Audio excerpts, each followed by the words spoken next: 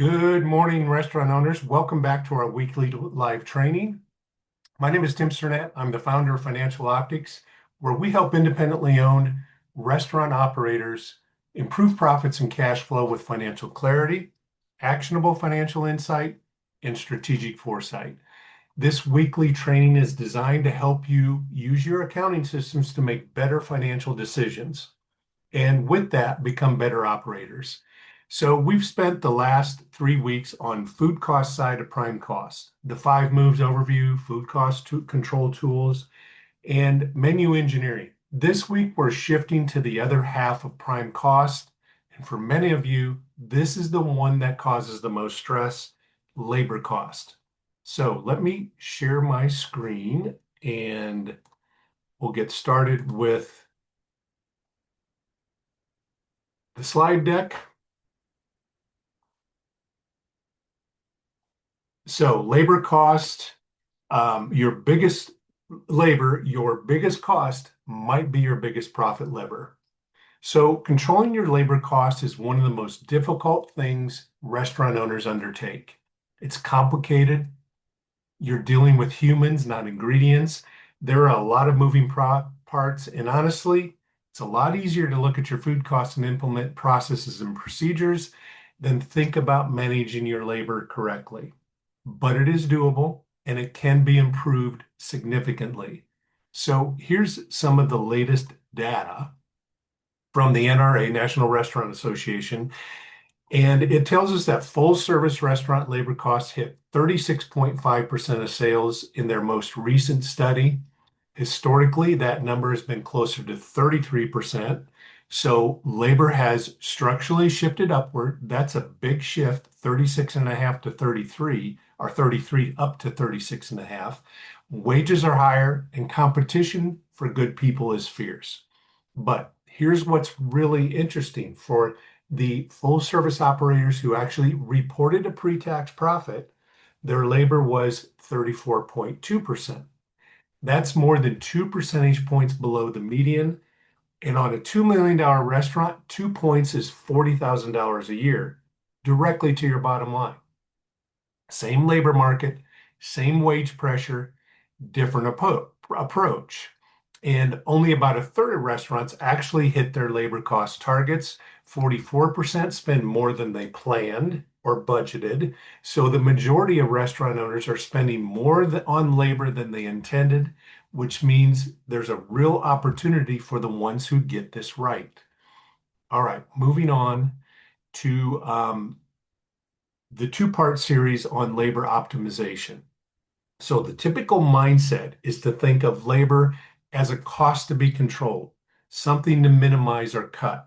But what if labor was actually your greatest profit lever, not a line item to slash, but a resource to optimize?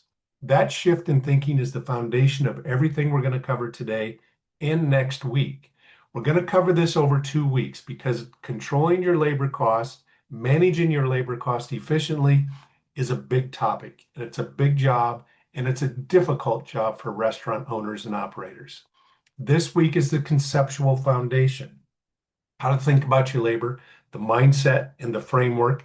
This week, we're going to get hands-on with the technical tools. I'm sorry, next week, we'll get hands-on with the technical tools, the KPIs, the scheduling from productivity data, shift management, and continuous labor management cycle. Today sets the why, and this foundation is critical. Next week delivers the how. So, defining ideal labor. It's not your cheapest labor. Let me give you the definition that because once you hear it, it changes how you think about scheduling, staffing, and every labor decision you make. Ideal labor is the fewest hours that can produce the best guest experience consistently while maintaining your staff satisfaction and operational efficiency, i.e., profitability. It's not about cutting hours and cutting costs. It's about the optimal deployment of the right team members at the right time. So there are 3 pillars to your ideal labor, and you can't sacrifice any one of them without the whole thing breaking down. Pillar number one is your guest experience. Appropriate wait times, attentive service, consistent food quality from the back of house, the same experience every time your repeat customers walk in. Understaff and you lose guests. The revenue impact of poor service far exceeds whatever you've saved on that shift cost. Fast service means nothing if it's incorrect or a disappointing experience for your guests. Speed without quality isn't a win. It's the shortcut that costs you repeat business. Employee experience, manageable shifts, clear expectations, and proper training. And we cover some of those clear expectations and proper training in another training in this series. Staff satisfaction drives retention and performance. High turnover is one of the most expensive hidden costs for your restaurant business. Recruiting, training, the productivity lost while someone gets up to speed. You have the training tools in place to bring your staff up to speed so they can reach maximum productivity. If your new hires are learning by trial and error, that's labor waste before they even hit their stride. Your best people will stay when they feel the operation is well run, and they leave when they feel like it's chaotic. And pillar number three is the profit outcome. Controllable labor costs with optimized scheduling and productivity metrics. This is where the discipline lives, but it can't come at the expense of the other two pillars. Financial health ensures sustainability and growth of your restaurant. A broken labor system doesn't just drain profits, it creates stress for everyone, including you. Every labor decision you make needs to balance all three. Sacrifice guest experience to save on labor, you lose revenue. Sacrifice employee experience, and you lose your best people and spend a fortune on turnover. Ignore the profit outcome, and you're working hard and going broke at the same time. Ideal labor model holds all three in balance. Vince Lombardi once said, perfection is not attainable, but if we chase perfection, we can catch excellence. Managing your team is one of the most difficult tasks involved in managing your restaurant. The perfect labor schedule doesn't exist. You can't anticipate everything that goes wrong in a restaurant, and you can't anticipate the exact customer flow through your front door. But if you chase that perfection with the right framework, you will catch excellence, and excellence shows up in your bank account. All right, recognizing labor waste, where people hours disappear. Before we talk about optimization, we need to talk about waste. And labor waste is different from food waste. It's harder to see. Nobody puts idle time on a clipboard, but it's there and it compounds over weeks and months into real money and a real hit to your bottom line. An effective labor approach isn't just about saving money, it's about strategic allocation of your most valuable resource, especially your key team members. So there are different types of workforce waste, and this involves managing your team and refires. Every mistake with additional labor to correct doubles the labor cost on that item. A refired steak isn't just a food cost, it's the cook's time, the server's time, the guest patience, the guest experience. Reducing defects is a training issue, a communication issue, and a systems issue, and not just a kitchen issue. That training and communication and systems we cover in a different training in this series because we have to go in depth in those areas of managing your operation.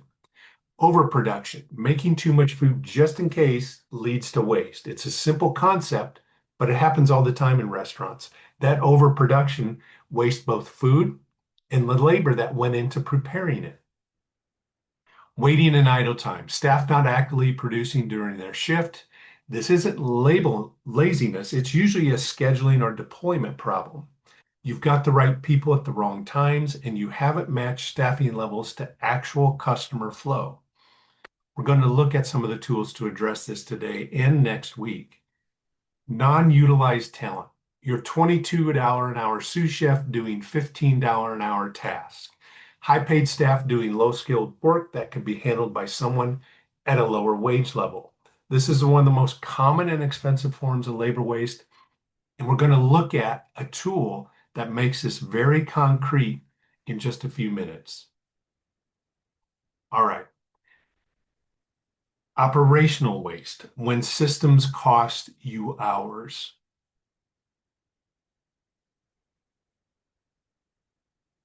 Okay, I thought there was more to that slide, but let's move on. Motion, inefficient station setups causing extra steps that compound over time, a poor kitchen layout, a poor floor layout on the front of house. Every unnecessary step multiplied by every shift adds up to a significant weight waste. Proper station setup, floor design, eliminate steps, and reduce unnecessary movement across your entire team. Inventory related waste, emergency store runs, improper ordering, creating wasted labor hours and disruption. This connects directly back to the inventory and ordinary systems we covered in week 2. And when your par levels are dialed in with your inventory systems and your ordering is based on projections, you eliminate the scramble. Extra processing, making items from scratch that don't meaningfully improve the quality or justify the additional labor investment. This is sometimes a hard conversation for restaurants that pride themselves on house-made everything. Many restaurants take great pride in your house-made items, but is there really a significant difference on some things like salad dressing when it's house-made versus bought from a quality vendor? It's worth asking the question honestly. You don't need to fix all these at once, but you do need to see them. And the tool for seeing them is something I call focused observation, which starts with understanding where all your labor hours actually go. There are 4 core labor categories, and every hour of labor in your restaurant falls into one of these 4 categories. And each one holds hidden inefficiency opportunities. The key is focused observation, slowing down, watching your operation objectively, and asking at every stage, is this the best use of your people right now? There's the setup. Organizing is key. Well-stocked, clean stations saves minutes every shift, and those minutes accumulate into significant savings over time. This is where focused observation starts. Watch your opening routines. Is every station ready to go? Are people hunting for things? Are they duplicating effort? The setup phase sets the tone for the entire shift. Prep. Now, task benchmarking can become very profitable and powerful. The question isn't just who can do it the fastest, it's who can do this at the lowest total cost. And I've got a worksheet I want to show you. Let me find that.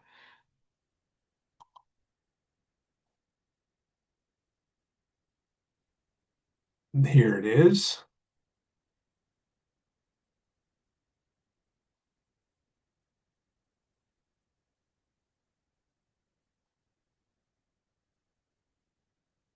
So this is an example of batch preparation, and we're going to use a labor cost calculator. The batch is a honey mustard dressing batch prep. 3 different team members making the same recipe over the course of a few weeks. The batch costs 24 ingredients for 256 ounces. Now we know this is the cost because we've done our detailed recipe costing, just like we covered in our menu engineering presentation earlier in the series. So we assign the task to different team members over the course of a month or a few weeks, and we track who makes it, their hourly rate, how long it takes them, and what the total labor cost per batch comes out to be. So Olivia at $9.50 an hour takes an hour and a half. The batch labor cost is $12.35. Laura at a higher rate takes only an hour and 10 minutes, but her batch cost is higher because of the wage rate. Tommy is somewhere in between. The average batch cost across all members is $14.28, but when Olivia does it, it's only $12.35. Olivia is the clear winner here when measured in batch cost. Do this on your key prep items, your repeatable prep items that you do every day or every week, the things you make all the time, and you start to see which person should be assigned to which task, not based on seniority or habit, but based on the best use of your labor hours. You're not cutting anyone's hours, you're assigning hours smarter. The honey mustard dressing batch cost savings might seem trivial, but do this over several items across the course of a year, and it can add thousands to the bottom line. And here's the kicker. This same thinking applies to everything in your kitchen. Who should be doing what and at what wage level? It's a non-utilized talent question in action. All right, we beat that one to death. Let's talk about service. This is where labor directly impacts revenue, and the tool here is focused observation, combining a staffing guideline chart with what you're observing. Let me pull that over for an example. This is a simple example. We've got front of house and back of house positions. Now, you probably have more positions and a more complex staffing guideline chart, but this is a simple example to show you what this means. For each front of house and back house position, at a different customer count, how many people do you actually need? At 25 customers per hour, do you really need 4 servers? At 100 customers per hour, do you need maybe 2 hosts? Observe over the course of a month how this flows. Where do you have idle time? Where are the bottlenecks? And maybe you don't have enough servers or bussers during peak periods. In the back of the house, do you have enough cooks for those peak hours? Or is everybody getting into the weeds when you hit 100 customers because you don't have enough staff? The staffing guideline chart is one of the most valuable tools you can build, and it becomes the foundation for scheduling the work we'll do next week.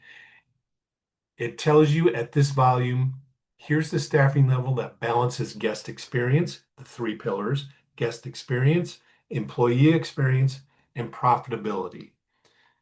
All right, let's talk about cleanup.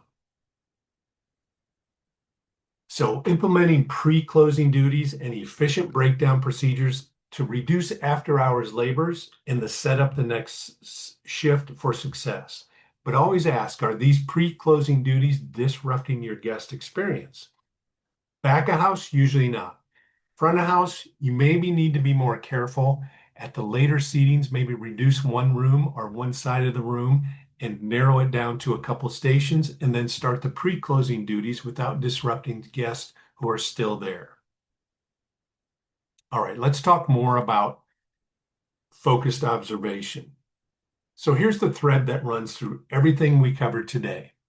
Focused observation. Smart labor assignment is the key. You don't need to slash hours. You need to assign them smarter.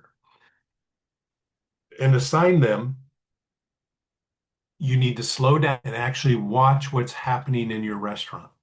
Building a culture of observation. Watch for operational bottlenecks during service. Track time spent on routine tasks systematically.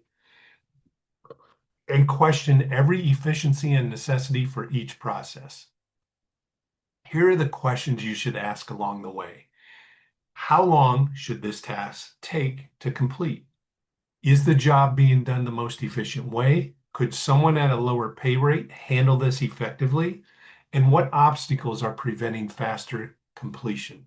Sometimes the answer is they need a new piece of equipment. Sometimes it's a better kitchen layout. Sometimes it's just breaking an old habit that nobody ever questioned. Your team has those insights because they're working the line every day. Involve your staff in identifying improvement opportunities. Involve your managers, front of house, back of house, in helping you build the staffing guideline chart and helping you walk through the focused observation process. Your best employees know where the bottlenecks are. They know if you're overstaffed during certain hours, and they know when people are standing around.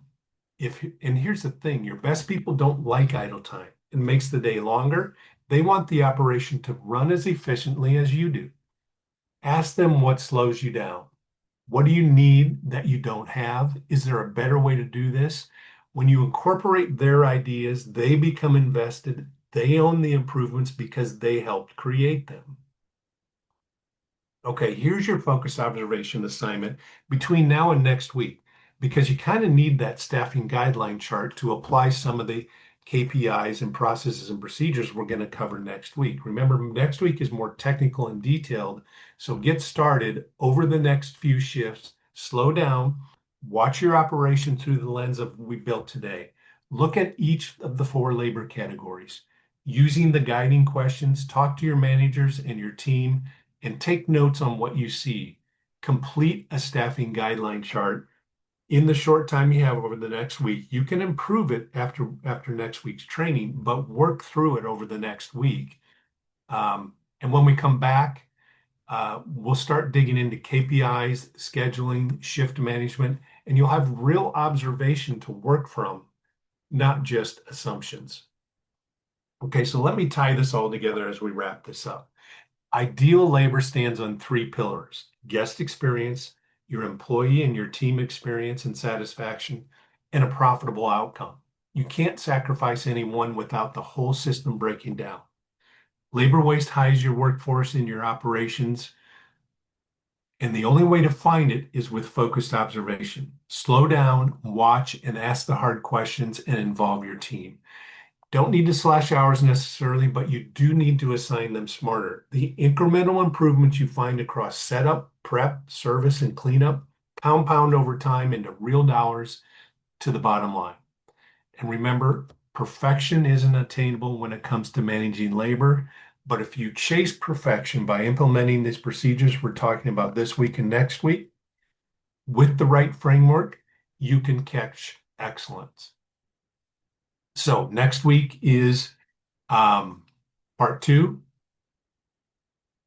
It's going to be hands-on. We're covering key performance indicators that drive smart scheduling, sales per labor hour, customers per labor hour, labor cost percentage. We'll build a labor schedule from productivity data and walk through shift management tools and show you the continuous cycle of forecast, schedule, manage, and review. Come ready to take notes, and there'll be a lot of practical detail next week. Okay. Now, if everything we're building here requires data, you need to know your labor cost percentage, and ideally, it needs to be separated by back of house and front of house. You need sales per labor hour, you need customer accounts per hour and per day, and all that data has to flow from financial systems to financial systems that are set up correctly. Your point of sale talking to your accounting systems, and your chart of accounts built to give you the detail you need. If you're not sure whether your financial systems are giving you the data you need to make these labor decisions, that's exactly what the Restaurant Financial Systems Scorecard is designed to evaluate. It's a self-assessment that covers your financial infrastructure, your accounting setup, your prime cost visibility, your reporting, your cash flow systems. It takes about 10 minutes. It's a high-level overview. I'll drop the link in the comments below this video. Take the scorecard and see where you stand. When you dig into the practical schedule tools next week, you'll have a better idea if your data is ready to support the systems we're.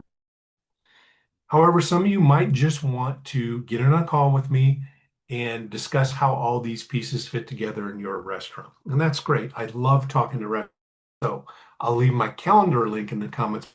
Well, go ahead and schedule a time to talk. I prefer a Zoom meeting, but a call would work just as fine. So thanks for joining me this morning. Labor's complex. It's the hardest part of prime cost. And it's the hardest part of managing your restaurant and your operation, but it is doable and it can be improved and add dollars to your bottom line. We'll see you next week. Have a great week.